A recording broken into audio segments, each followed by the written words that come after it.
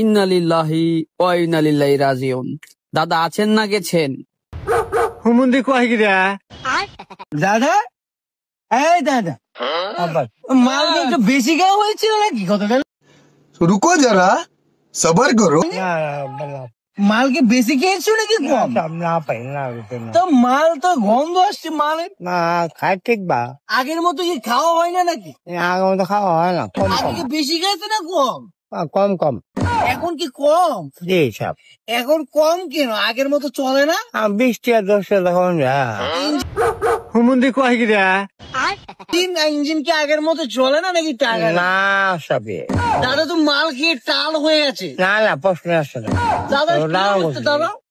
দাদা দাদা দাদা আবার আধা ঘন্টা রেস্ট নিয়ে চলে ও যাবো। আধা ঘন্টা রেখে দাদা, এভাবে পরে থাকলে তো বেশি ক্ষতি হবে দাদা।